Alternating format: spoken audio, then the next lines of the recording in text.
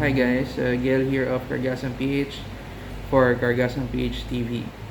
Today we'll be discussing about differential pressure feedback electronic sensors, also known as the DPFE.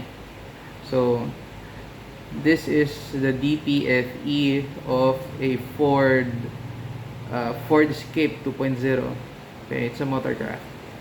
Okay, so ito itsura niya.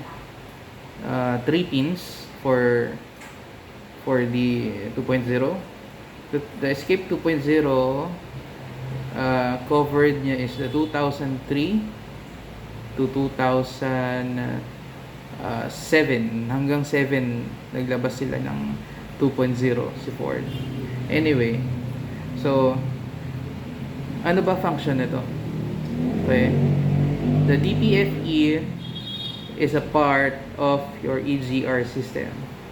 Okay, so this provide information to the PCM, the power control module. This tells the PCM on how much gas is flowing through the system. Ano yung gas? Okay, kasi may yung gas na doon na dumadaan dito, nire-reburn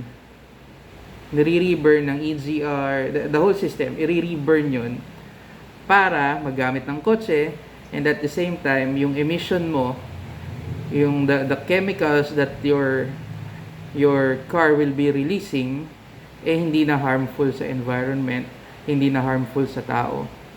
So, ito yung use niya for your emission. Okay? So, ano ba yung mga signs that you have a faulty DPFE? Number 1, the increased emissions. Ano yun? Mabaho, amoy gas, may usok, okay?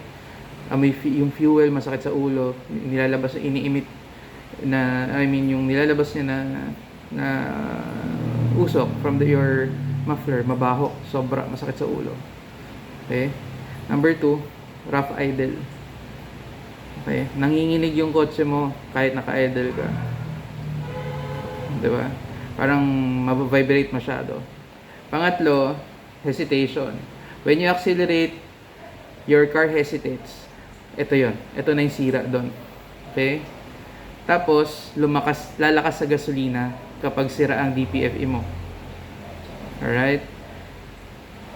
Pang-apat, ito tuwing rehistro. Once na magpa-rehistro ka, di ba kinukunan tayo ng emission test? Once na bumagsak ka doon, check your DPFE. Ito sira nun. Ito ang nagko-control sa nilalabas ng tambutso natin. Okay? Yung susunod, syempre, check engine light. Okay? Ang code nito na etikas P401 ata. Yung mga code nito. Hanapin natin. Ang P1401. Error code of the DPFE sa Ford is the P1401. Okay?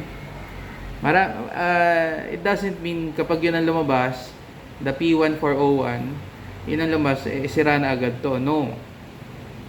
Kasi this is only one part of the whole EGR system. So yun lahat, pa-check mo.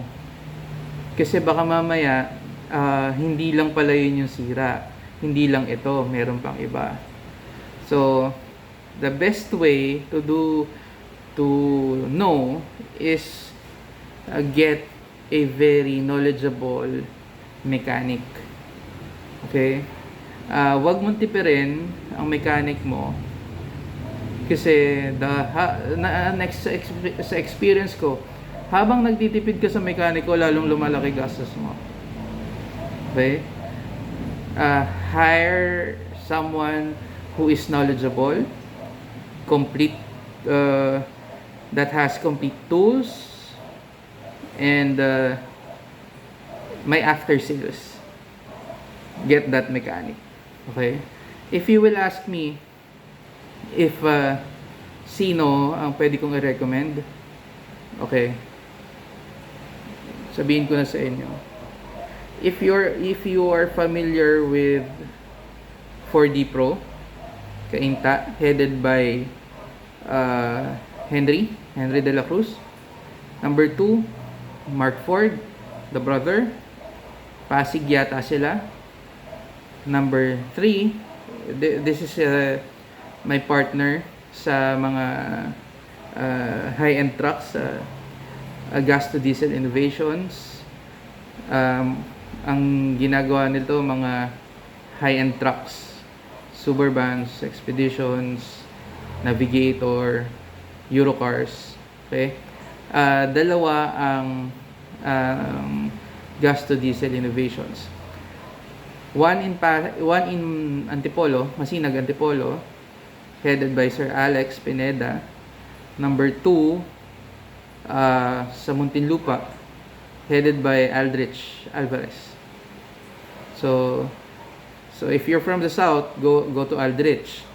If you're from the east, check out their branch at Masinag. If you're near Cainta, go to 4D Pro. If kay ano ka naman, if you're near Pasig, go to Mark. So, yun yung mga marirecommend ko na knowledgeable pagdating sa EGR system. Subok ko na yung mga yan. So, I can vouch for them. Okay? They never failed me sa mga na-recommend ko sa kanila. Laging good job ang nakukuha namin from our clients. Alright? So, yun lang. So, faulty, signs of a faulty DPFE, increased emissions, rough idle, your car hesitates when you accelerate, decreased engine power, excuse me, lalakas sa gasolina, sa failed emission test, and the check engine light is on. Error code for this one is the P1401. Okay, but as I've said, this is only one part of the whole EGR system. So get a mechanic who is knowledgeable with the EGR system, or the whole yung knowledgeable sa kotse mo. Okay? Huwag mong tipirin kasi once nagtipid ka, mas lalaki gastos mo. Alright? So, this is Gel of Cargasm PH TV. It's 11:02 p.m. Good night and take care.